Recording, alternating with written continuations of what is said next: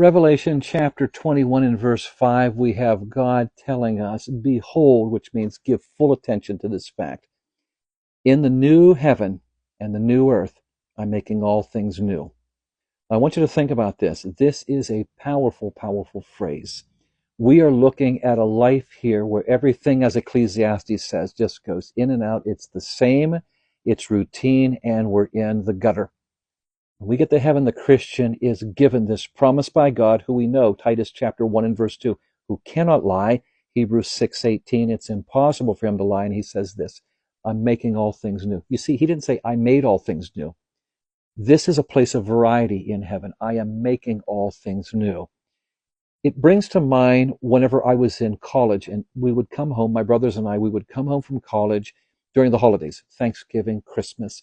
And the next morning after we arrived at home, we would be awakened to a delicious aroma coming from the kitchen. My mom spent so much time in the kitchen just taking care of us. This Eastern European woman who just really showed her love through the work of the kitchen and would go down there just floating down in the aroma in the morning and saying, Mom, what in the world are you making for breakfast? It just smells wonderful in the oven.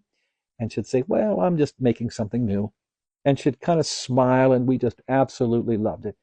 I'm making something new. When I think about what the Lord God has for us in heaven, I think about what my mom used to say.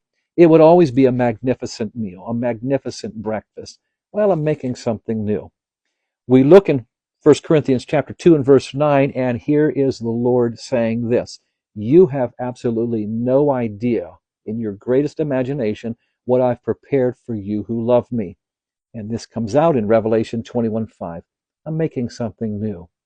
We will have new bodies, as we read about in 1 Corinthians chapter 15, verses 53 through 57. No more corruption, no more sickness, no more illness. We will have immortal bodies, and it also tells us in Revelation 21:4, we'll never die. There's no depression. There's no more crying and all those things. The landscape and the animal kingdom will no longer be in fear or in corruption at all, but there's something else that's new besides the intangibles and the animal kingdom, and that's our walk with Jesus Christ. So many of my friends have said, I want to just have a clear, direct, without distraction of the world, communication with Jesus. This is part of it.